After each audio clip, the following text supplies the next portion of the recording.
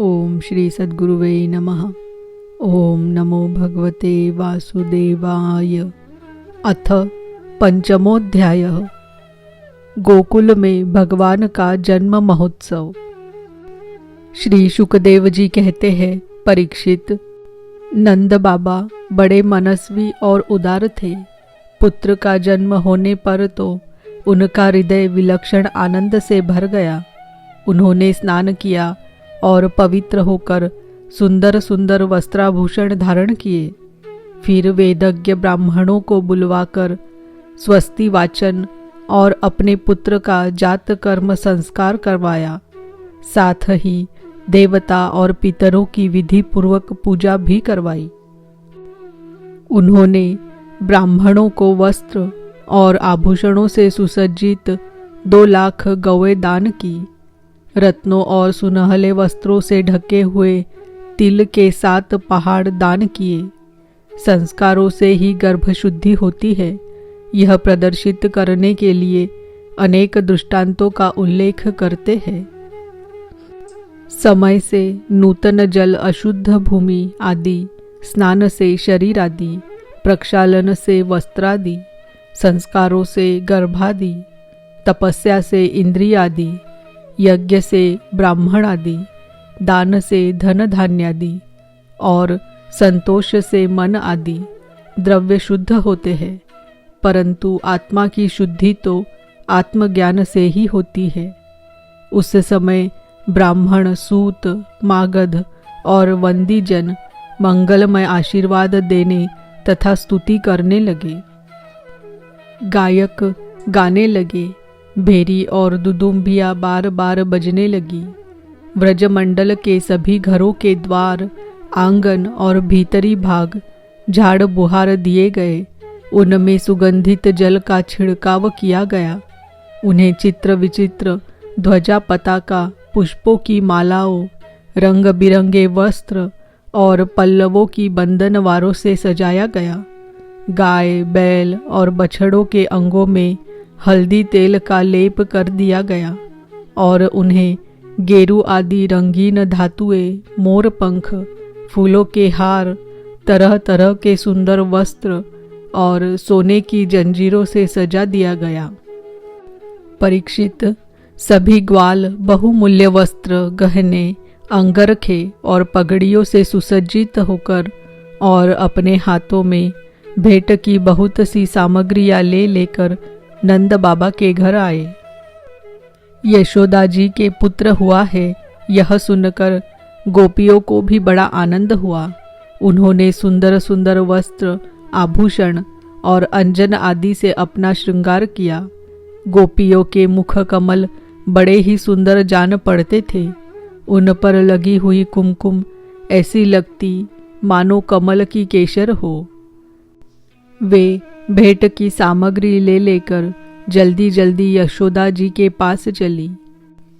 गोपियों के कानों में चमकती हुई मणियों के कुंडल झिलमिला रहे थे। गले में सोने के हार जगमगा रहे थे। वे बड़े सुंदर सुंदर रंग बिरंगे वस्त्र पहने हुए थे। मार्ग में उनकी चोटियों में गूंथे हुए फूल बरसते जा रहे थे। हाथों में जड़ाऊ कंगन अलग ही चमक रहे थे। उनके कानों के कुंडल, पयोधर और हार हिलते जाते थे। इस प्रकार नंद बाबा के घर जाते समय उनकी शोभा बड़ी अनूठी जान पड़ती थी।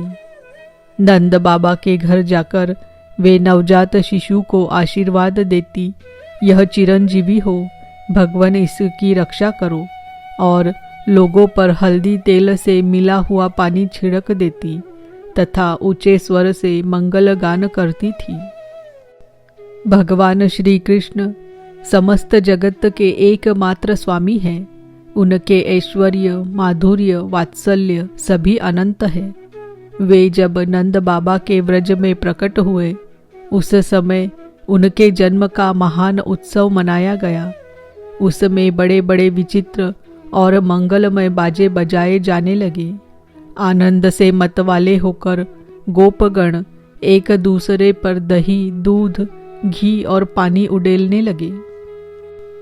एक दूसरे के मुंह पर मक्खन मलने लगे और मक्खन फेंक फेंक कर आनंदोत्सव मनाने लगे। नंद बाबा स्वभाव से ही परम उदार और मनस्वी थे। उन्होंने गोपों को बहुत से वस्त्र, आभूषण और गौएं दी। सूत, मागध, वंदीजनों, नृत्य, वाद्य आदि विद्याओं से अपना जीवन निर्वाह करने वालों तथा दूसरे गुणीजनों को भी नंद बाबा ने प्रसन्नतापूर्वक उनकी मुँह मांगी वस्तुएं देकर उनका यथोचित सत्कार किया। यह सब करने में उनका उद्देश्य यही था कि इन कर्मों से भगवान विष्णु प्रसन्न हो और मेरे इस नवजात शिशु का मंगल हो। नंद बाबा के अभिनंदन करने पर परम सौभाग्यवती रोहिणी जी दिव्य वस्त्र, माला और गले के भांति भांति के गहनों से सुसज्जित होकर गृह स्वामिनी की भांति आने जाने वाली स्त्रियों का सत्कार करती हुई विचर रही थी। परीक्षित उसी दिन से नंद बाबा के व्रज में सब प्रकार की रिद्धि सिद्धियां अठखेलियां करने लगी और भगवान श्री कृष्ण के निवास तथा अपने स्वाभाविक गुणों के कारण वह लक्ष्मी जी का क्रीड़ा स्थल बन गया।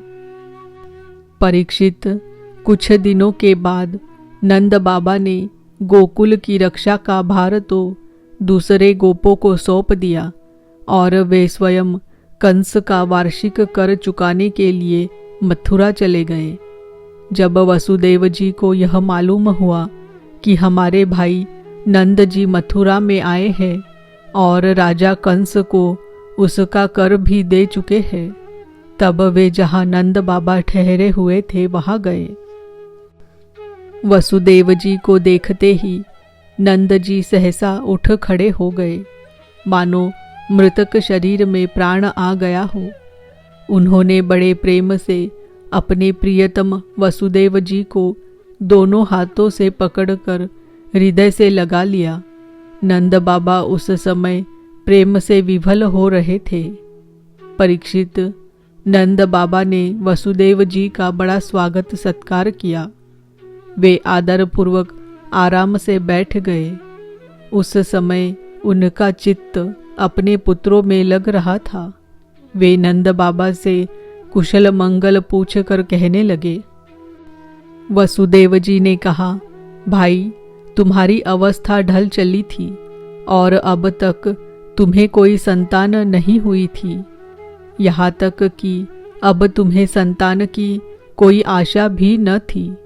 यह बड़े सौभाग्य की बात है कि अब तुम्हें संतान प्राप्ति हो गई। यह भी बड़े आनंद का विषय है कि आज हम लोगों का मिलना हो गया। अपने प्रेमियों का मिलना भी बड़ा दुर्लभ है। इस संसार का चक्र ही ऐसा है। इसे तो एक प्रकार का पुनर्जन्म ही समझना चाहिए।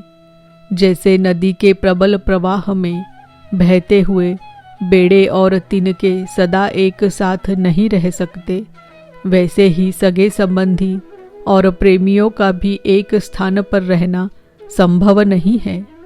यद्यपि वह सबको प्रिय लगता है, क्योंकि सबके प्रारब्ध कर्म अलग अलग होते हैं।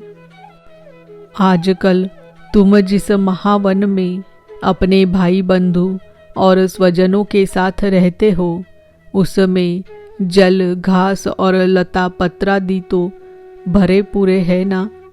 वह वन पशुओं के लिए अनुकूल और सब प्रकार के रोगों से तो बचा है। भाई, मेरा लड़का अपनी माँ रोहिणी के साथ तुम्हारे व्रज में रहता है।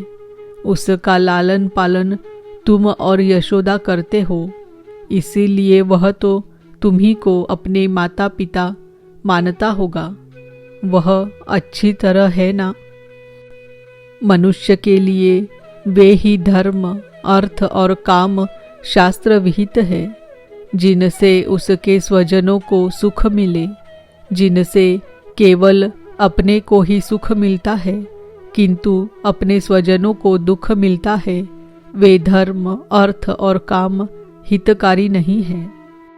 नंद बाबा ने कहा, भाई वसुदेव, कंस ने देवकी के गर्भ से उत्पन्न तुम्हारे कई पुत्र मार डाले। अंत में एक सबसे छोटी कन्या बच रही थी, वह भी स्वर्ग सिधार गई। इसमें संदेह नहीं कि प्राणियों का सुख दुख भाग्य पर ही अवलंबित है। भाग्य ही प्राणी का एकमात्र आश्रय है। जो जान लेता है कि जीवन के सुख दुख का कारण भाग्य ही है, वह उनके प्राप्त होने पर मोहित नहीं होता। वसुदेव जी ने कहा, भाई, तुमने राजा कंस को उसका सालाना कर चुका दिया। हम दोनों मिल भी चुके। अब तुम्हें यहाँ अधिक दिन नहीं ठहरना चाहिए, क्योंकि आजकल गोकुल में बड़े बड़े उत्पात हो रहे हैं। श्री शुकदेव जी कहते हैं, परीक्षित, जब वसुदेव जी ने इस प्रकार कहा, तब नंद आदि गोपों ने उनसे अनुमति ले बैलों से जुते हुए छकड़ों पर सवार होकर गोकुल की यात्रा की। इति श्रीमद्भागवते महापुराणे पारमहंस्यां संहितायां दशम स्कंधे पूर्वार्धे नंद वसुदेव संगमो नाम पंचमोऽध्यायः।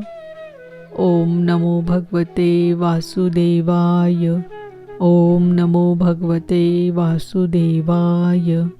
ओम नमो भगवते वासुदेवाय।